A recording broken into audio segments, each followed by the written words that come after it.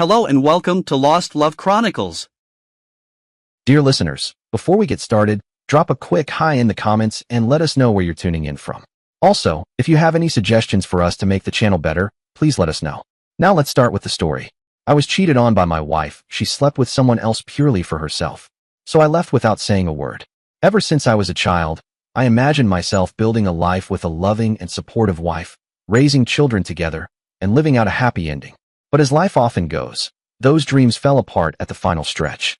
My wife decided that before starting a family, she needed to take a little more time for herself.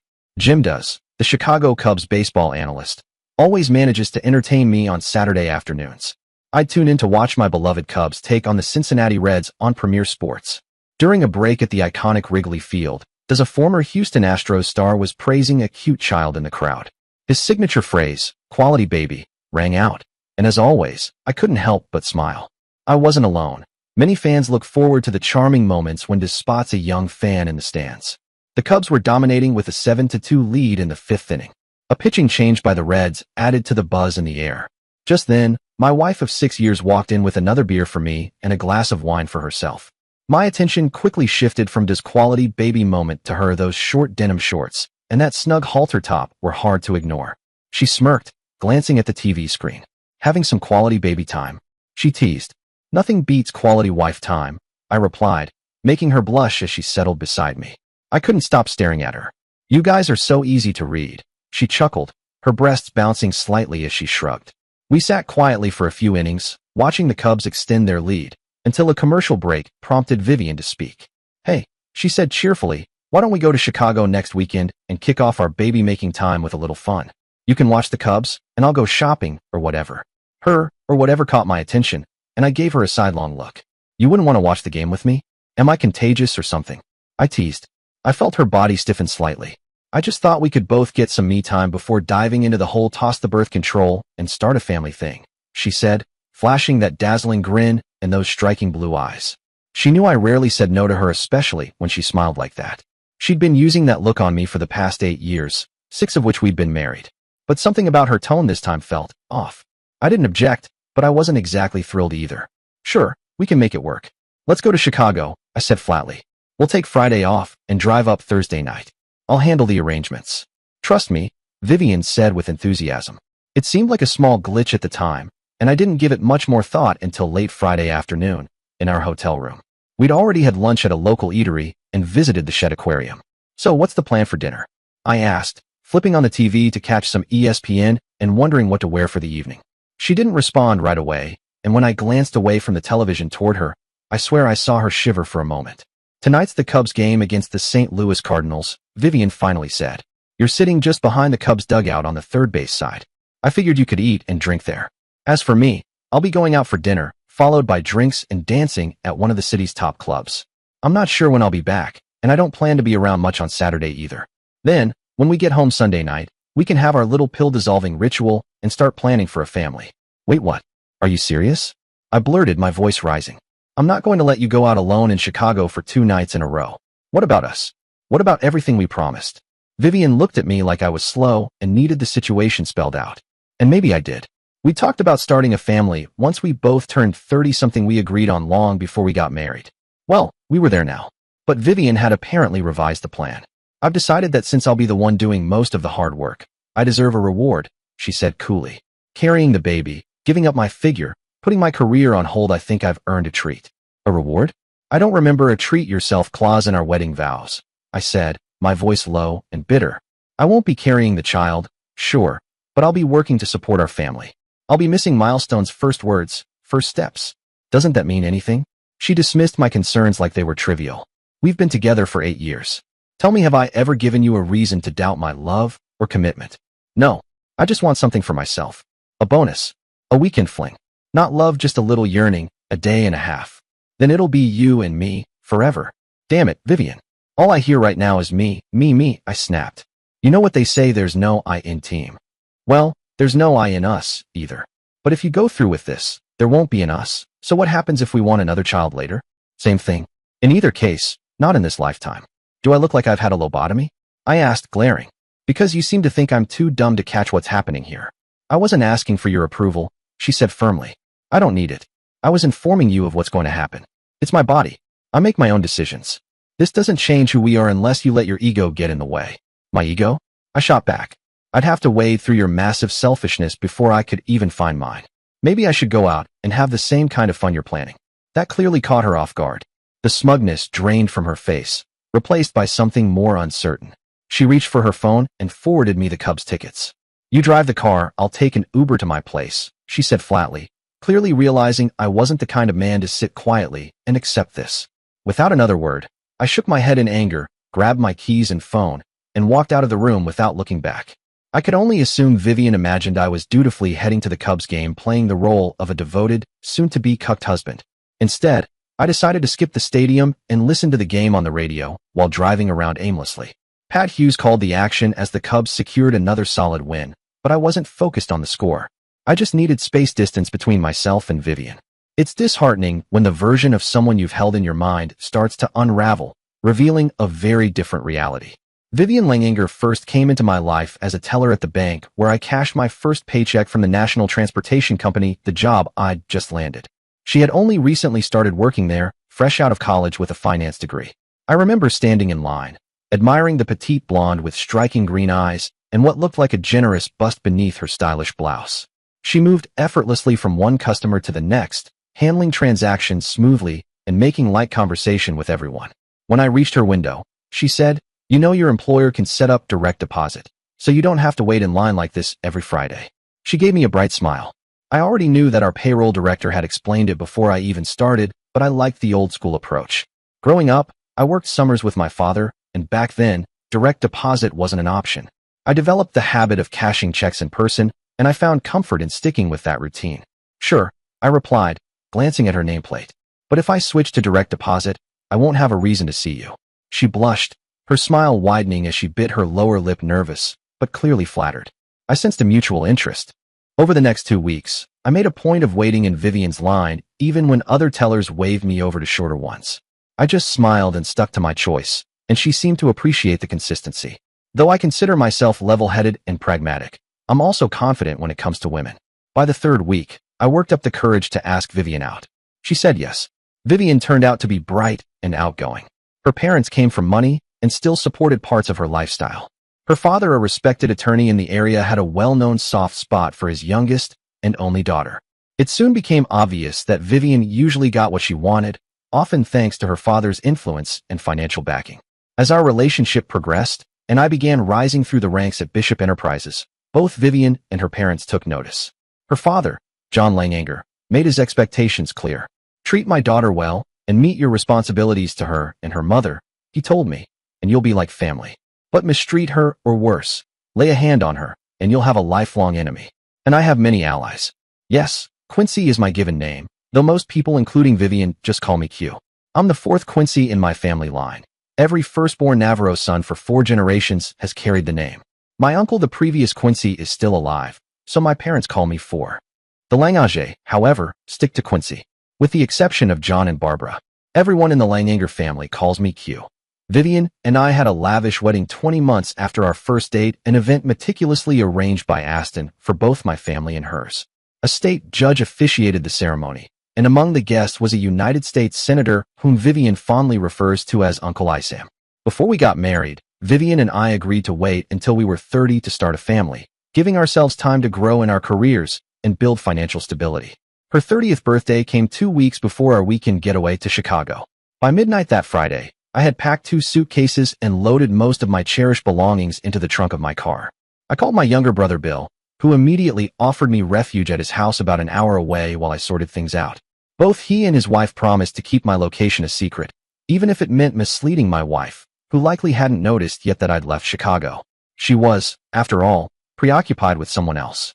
I was certain she'd figure it out by Sunday morning, as we were scheduled to return home that night. But sleep escaped me as I replayed everything in my mind. How had Vivian ended up in another man's arms? And why had I let it happen? Maybe, I thought, my constant efforts to please her had made me appear weak or easily manipulated. If so, she would soon learn how wrong she was. On Saturday morning, I tackled the necessary, if cliché, financial steps. I canceled our joint credit cards and moved half of our shared funds into an account in my name only. I couldn't be sure whether Vivian came back to the hotel room Saturday, and found me gone, or if she had stayed out all weekend. Either way, her first text arrived Sunday at 9 a.m. Where are you? We need to leave by 11 o'clock. I showed the message to my brother, and we laughed while sipping frozen margaritas on his back patio. He got up to flip the bratwurst sizzling on the grill, while my sister-in-law prepared homemade potato salad inside. When life throws you off course, there's nothing like the comfort of family. 30 minutes later, another message came, more of the same, followed by a rapid succession of increasingly frantic voicemails. Her 10 a.m. voicemail was sharp with frustration.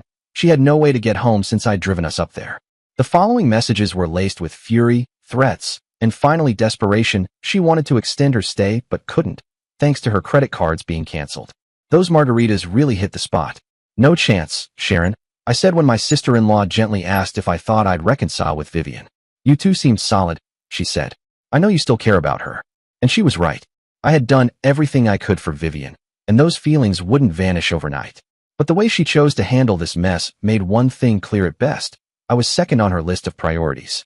Around 5 p.m., while we were still lounging on the back porch, several margaritas in, my brother's phone rang. He glanced at the caller ID and raised his eyebrows, silently offering me the choice to answer. I shook my head and mouthed, absolutely not. He handed the phone to Sharon, who, unlike Bill and me, was still relatively sober. Hello, Vivian. I'm answering Bill's phone because he's too drunk to take the call, she said coolly. Yes, we're aware of what happened. No, we don't know where he is right now. How could you do that to such a kind-hearted man, Viv? I could only imagine Vivian's reaction on the other end. Sharon rolled her eyes a few times and let out a couple of groans as she replied twice, then again. Finally, she ended the call with a dry, good luck to you, and hung up. I bought you some time. You owe me, Sharon snapped.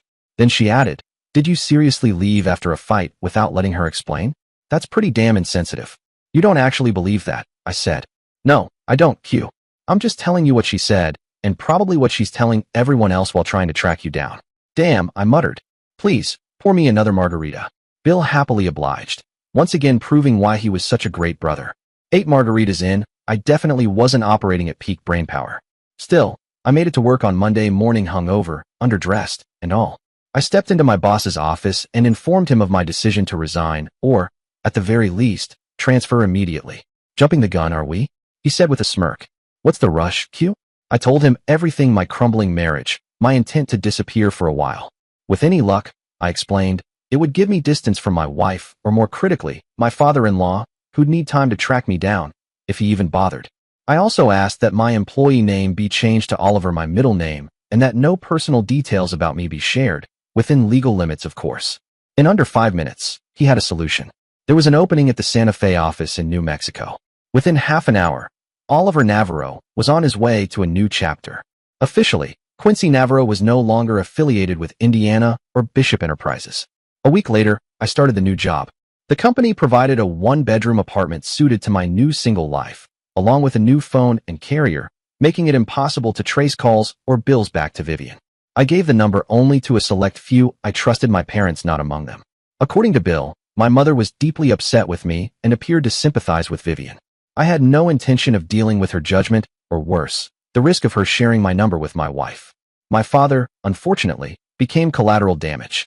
I knew that if I gave him the number, my mother might persuade him to reveal it, which could strain our relationship, so I kept him out of it. But I trusted Bill and Sharon completely. I was sure my mother wouldn't get anything out of them, no matter how persistent she was. Eventually, Vivian caught on and contacted Bill, realizing I'd truly left her behind in the city. It took her about a week to piece everything together. How can we fix this if we can't even talk? She asked him. How can we confront anything? Maybe he doesn't want to fix it. Viv, Bill told her. Did you ever consider that?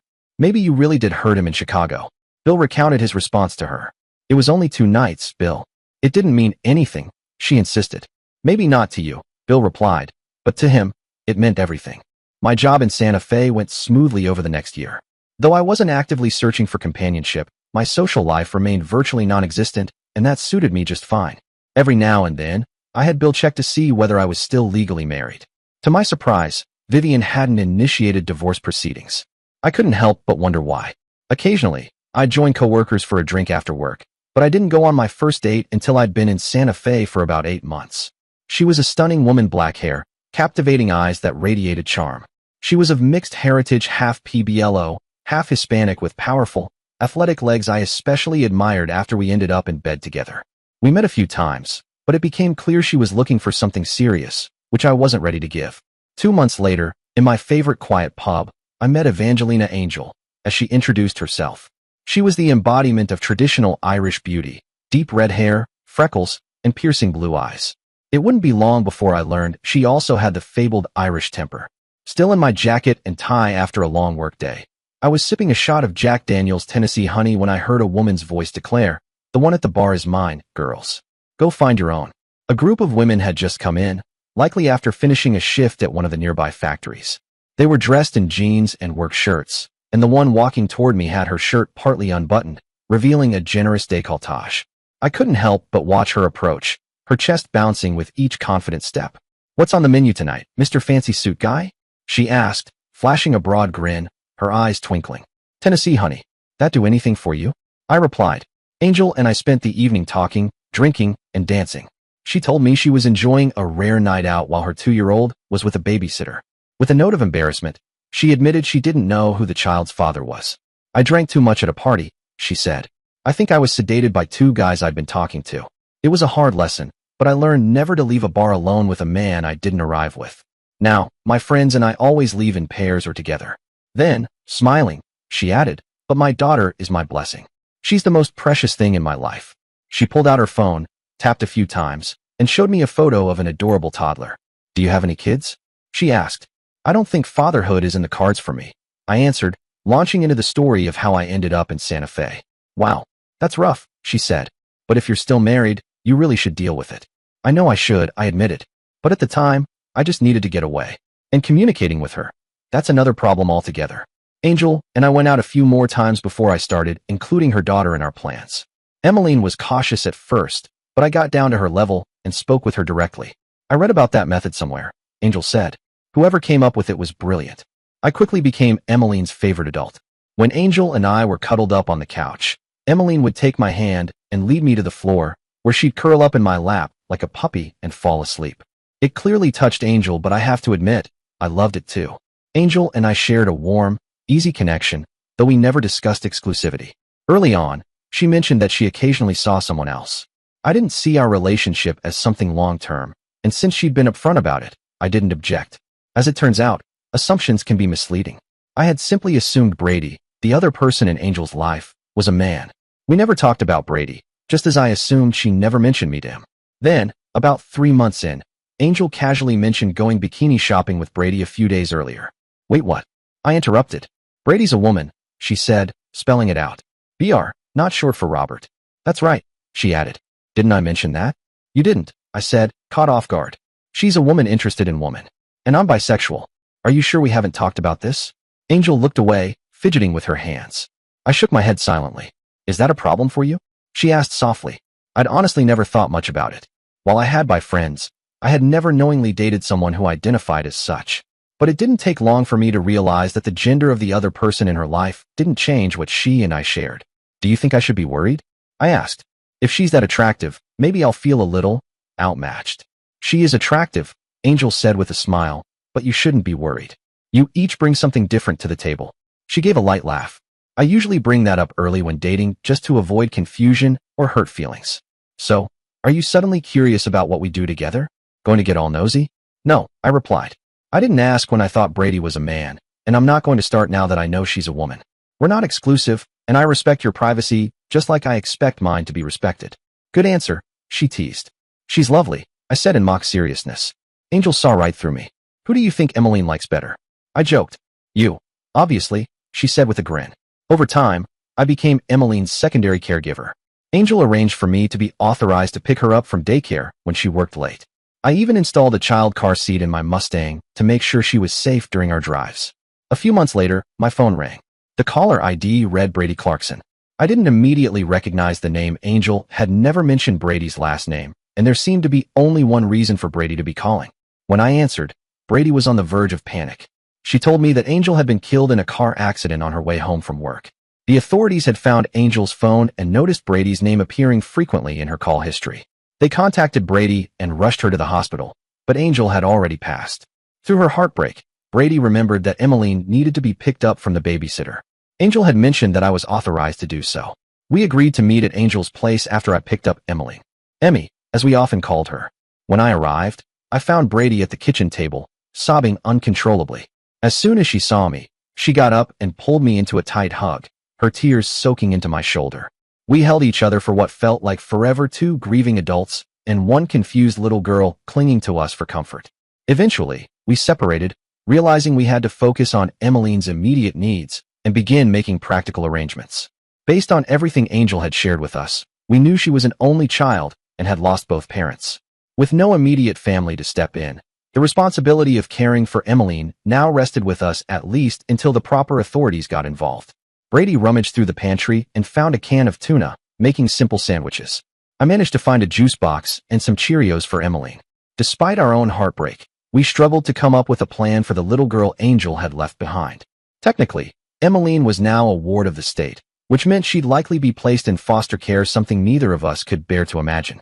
We knew it wasn't the most conventional solution, but we both felt that keeping her with one of us, at least for the time being, would be far better than letting her disappear into the system. If the state doesn't know she's here, they can't step in, I suggested. She can stay with us. Kids are always falling through the cracks, they always say that. Well, maybe Emmeline can slip through one and land here. Brady looked at me skeptically. And what do you know about raising a child? To be honest, not much, I admitted. But I was one once. Great. That's not exactly the reassurance I was hoping for. We spent the next hour dancing around the topic, trying to find a solid plan. In the end, we agreed that I would give up my apartment and move into Angel's place to become Emmeline's primary caregiver. Brady promised to help regularly and continue bringing her to daycare. We were both painfully aware that we had no real parenting experience. You know that old saying about the blind leading the blind? She asked. I do, I said, chuckling for the first time that night. But your version, the blind are guiding the blind, is definitely funnier. I'm Oliver Navarro, I said, reaching out a hand. Nice to officially meet you, Brady. She glanced at my hand, then met my eyes. Instead of shaking it, she stepped forward and hugged me tightly. God, I'm going to miss her so much, she whispered. Me too, I replied softly. The next morning, I called my boss and requested a few personal days to get things in order with Emmeline. Brady and I decided to have Angel's body cremated. The three of us, Emmeline, Brady, and I, took several weeks to adjust to a new routine. Brady came by nearly every evening after work, and we shared cooking duties. I began to see exactly why Angel had cared for her so deeply. Brady was smart, funny, and just a bit sassy, which reminded me so much of Angel. She was tall, blonde, blue-eyed, and curvy. I grew to value her presence, and I missed her on the nights she wasn't around. In those early months, we spent countless evenings reminiscing about Angel and processing our grief. Then, about 3 months in, Brady approached me one evening after we'd tucked Emmeline into bed. I was sitting at one end of the couch when she came over and quietly sat beside me. Her legs were crossed in that effortless way many women seem to manage with ease, something most men tend to fumble through. Yes, I prompted, dragging out the word, sensing she had something important to say. Oh well, she began, what would you think about us getting a bigger apartment and me moving in full-time with you and Emmeline? She continued before I could respond. It would be more cost-effective for both of us, and together we could provide better care for Emmeline. I care for her deeply, and in a way, I feel like I want to be a mother to her. You might feel like a father figure, too. I know you love her. We don't need to be married to raise a child. In fact, having both of us at home would allow us to keep our own social lives intact. And because we're friends not romantically involved, we're less likely to go through a messy split. I didn't need her to explain it further. Brady was definitely attractive, but I knew she was interested in women, and I'd never considered crossing that line. It would have been deeply disrespectful. Still, my feelings for her had grown. Affection, admiration, and a deep bond had formed between us, especially because of Emmeline. The plan made sense. We were united by our shared love for this little girl. Maybe there was no romance between us, no physical intimacy, but Brady and I had become true partners and close friends. The three of us eventually became a tightly knit family, especially when Emmeline started calling us mommy and daddy, terms she likely picked up from other kids at daycare. It's remarkable how two small words can shake grown-ups to their core. The first time Emmeline called me daddy, my heart jumped. When she said thank you, mommy, after Brady tied her shoes, Brady teared up and rushed to the bathroom. When she returned, her eyes were red and her face lit up with a teary smile. Mommy got to me too, I admitted. She gave me a playful punch on the arm, and I just smiled and nodded. Aside from the absence of romantic involvement between Brady and me, we fit right in with the parents at school, daycare, and social functions. In the years that followed, when people asked about our arrangement, we were honest. We weren't married, and we didn't dwell on the subject of Emmeline's birth. Then, on a quiet Saturday morning 4 years after I'd left her, Vivian showed up at our front door. "Someone's here for you, Oliver," Brady called from the living room. I was at the kitchen table, helping Emmeline stack blocks. Emmeline followed me into the room, and I wasn't sure who was more stunned, me or Vivian. "Is she yours?" Vivian asked, eyes locked on Emmeline like she was seeing a ghost. I closed my gaping mouth and managed to answer. "Well, she's ours," I said, gesturing between Brady and myself. "She can't be yours. We're still married," Vivian said, her voice cracking as if she were about to collapse. I motioned for her to sit on the couch, and she did without protest. "Relax, Viv.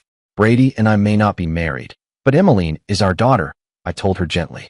"That's actually comforting," she murmured. "We can work with that." "What's going on, Vivian? Why are you here after all this time? Aren't we divorced by now?" I asked, unable to hide my confusion. To my surprise, I learned we were still legally married. Vivian had never filed for divorce. She had assumed I'd return to her during that first year. Then she and her father spent nearly 2 years trying to find me before she finally worked up the courage to approach me about reconciling. Reconciliation? Seriously? Why now? I shot back quickly. "Do you think I've recovered from what you did? For years ago, you tore my heart out and acted like the Wicked Witch of the West. Honestly, a lifetime wouldn't be enough to forget that. You know I've always loved you, and I always will," Vivian said quietly. "I made a terrible mistake, one I deeply regret. I apologize for everything I did, especially for trying to manipulate your kindness. I thought that if I caught you off guard, you'd be overwhelmed and come back to me. I didn't think you'd leave over a weekend of intimacy. It was just that intimacy, not love. Weren't our plans for children, our life together, worth more than one fleeting mistake?" "You knew me better than anyone," I replied coldly. "You knew exactly how I felt about loyalty, and you chose to ignore that. I can't and won't accept that kind of disrespect, not from anyone, not even my wife." Her eyes scanned the room and landed briefly on Brady and Emmeline. "You seem to be doing just fine," she remarked, almost bitterly. "Like you never missed a step. You were a terrible boss to your father's staff back home, but clearly, someone took good care of you here. Dad's detectives told him Quincy Navarro no longer worked at your old company. Then you switched jobs and started using your middle name. Eventually, he got a court order to access Bishop's records, and that's when he realized your middle name was Oliver. Once I knew that, all I needed was the courage to face you. Well, now you have," I said, my tone firm. "Even if I were the biggest fool on earth, I'd never throw away what I have now. I'm part of a family, a real one.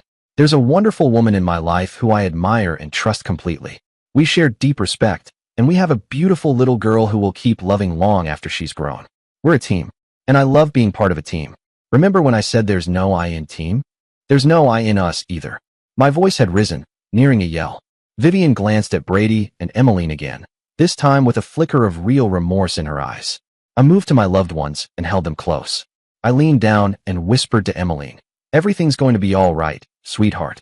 I understand now, Hugh," Vivian said softly, using the name only she used for me. "I'll file for divorce on the grounds of abandonment when I get home. I don't want anything from you financially. But would it be too much to ask for your forgiveness? For being selfish?" "I'll try, Viv," I said. "That's all I can promise. Maybe with time."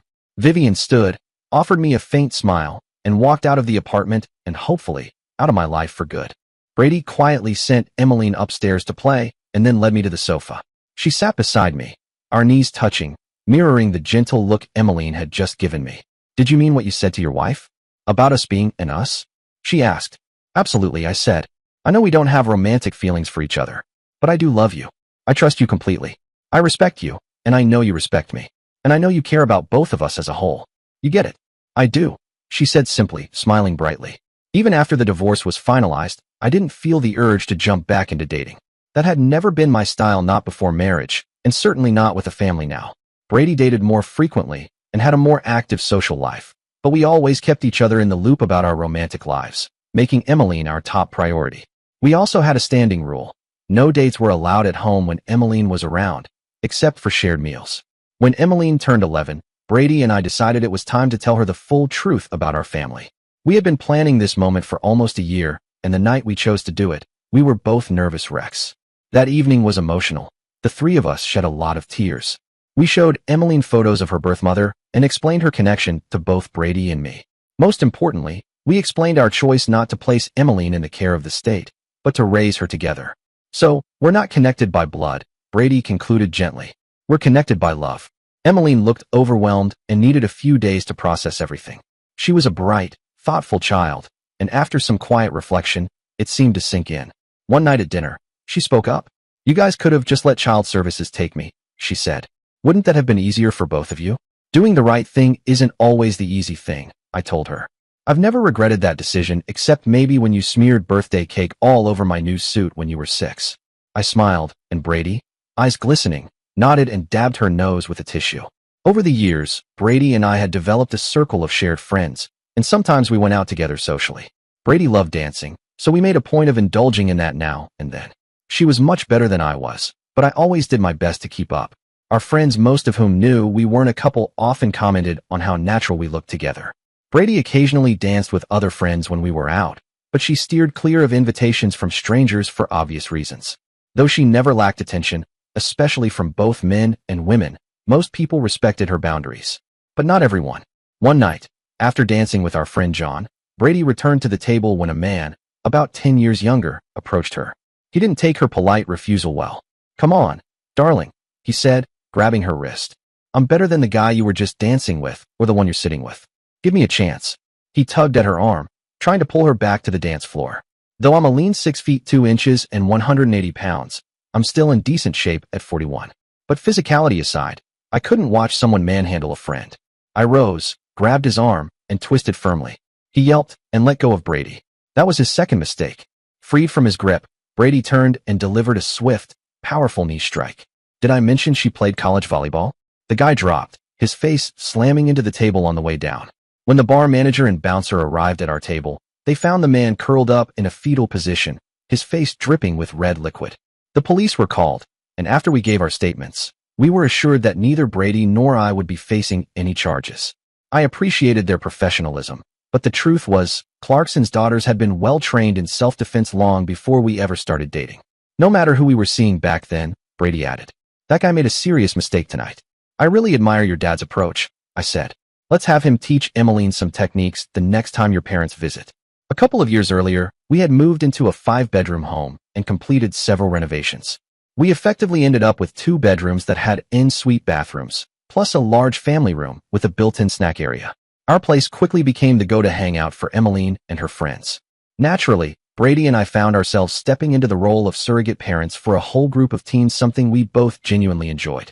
I realized Brady had been seeing the same woman for about 2 months when she invited her to join Emmeline and me for Saturday dinner. I figured this person must mean a lot to Brady when she unceremoniously kicked me out of the kitchen to prepare what I considered her best dish, veal parmigiano with spaghetti. Serena Ellis made quite an impression from the moment she walked through the door. If Brady rated an 8 to 9 on the scale, Serena was an easy 9 to 9.5. Large brown eyes, flawless porcelain skin, curly shoulder-length dark brown hair, and a figure that could have landed her on the cover of Sports Illustrated. "Dad, seriously, you should let Mom set you up sometime," Emmeline whispered as Serena arrived. "She's really good at it." "Yeah, you might be onto something there, sweetheart," I said with a smile. Serena wasn't just attractive, she had a magnetic personality too. I liked her instantly, and Emmeline warmed up to her just as quickly. As for Brady, she was completely smitten. Seeing the joy light up Brady's face whenever Serena walked into a room stirred something in me, a faint pang of nostalgia for feelings long tucked away. Though it took Serena a little while to fully understand our family dynamic, and especially the unusually close bond Brady and I shared, she eventually settled in. Our connection, after all, was deeper than just friendship. We had co-parented a child since she was 2, and we told each other everything, from the silly to the serious. That's why I was surprised when Serena called me a few weeks into her visits and asked to meet for lunch without telling Brady. I agreed, albeit with some hesitation. 2 days later, I was sitting at a restaurant when Serena walked in, spotted me, and came over. As she sat down, I noticed a few heads turning and couldn't help but laugh quietly to myself. Sometimes fantasy outshines reality. After exchanging small talk and ordering, Serena got right to the point. She confessed that she was unsure about Brady's relationship with me and hesitant to commit to someone who might already be emotionally tied to someone else. My response brought a flash of concern to her face. "If only that were true," I said with a soft laugh. "Women as beautiful as Brady don't usually date guys like me, even if she weren't a straight. But I'll take it as a compliment." I paused before continuing, "But you're right. We shared a loving relationship, one that needed some explaining." And explain I did. For the next hour, our conversation ran long, and we both ended up working late. But by the time we parted ways, Serena had a much better grasp of our unique family dynamic and a newfound appreciation for rye whiskey. All right, count me in, she said with a smile. I'd be honored to be part of this family. 6 months later, Brady and Serena were married. Since Brady's father had passed away years earlier, I had the privilege of walking her down the aisle. 15-year-old Emmeline served as one of the bridesmaids. With her red hair and blue eyes, she looked strikingly like her late biological mother. Still, I couldn't help but feel a little nervous about being the father of a high school-aged daughter. Memories of my own teenage years came rushing back, and according to Brady and Serena, I didn't handle that period particularly well. At one point, Brady strongly objected to the idea of me threatening high school boys just for kissing Emmeline. Did you see how embarrassed she was? You completely humiliated her. She said, I agree you are officially banned from meeting her dates. I'm sure one of us can deliver your fatherly warnings more gracefully, Serena added. Yes, they both demanded I apologize. If I dated girls instead, would you react the same way? Emmeline once asked me. Probably not, I admitted. But then you'd have to deal with Mom and Serena, and I don't think that would be any easier for your date.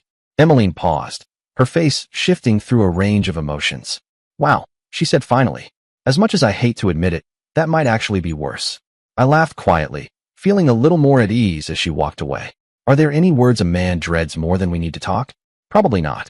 But considering my family, when Brady said those exact words one Friday night while Emmeline was out with friends, I was more confused than alarmed. She led me to the formal living room, a space we usually reserved for guests. Serena was already there, looking visibly nervous. As I entered, she handed me a shot glass filled with what I assumed was Angel's Envy rye. I took a seat in the wingback chair she gestured toward. Brady and Serena sat side by side on the sofa, each with a glass of white wine in hand. I was completely in the dark. You've got me, ladies, I said, trying to break the tension. Whatever I did, I'm truly sorry and I promise not to do it again. The two of them exchanged confused looks until Brady realized what I'd misunderstood. Relax, Oliver. It's not that, she said with a small laugh. But go ahead and keep that apology in your back pocket, might come in handy later.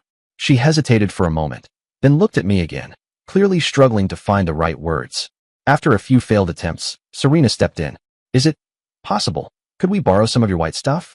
There was an awkward silence as the words hung in the air. Excuse me? I asked, blinking. Why is this so hard? Brady muttered under her breath, then turned to me. Oliver, Serena and I want to have a baby. And we were wondering if you'd be willing to help us with the biological part. It took me a few seconds to fully register what they were asking. Then, a broad grin spread across my face and turned into one of the biggest smiles I've ever worn.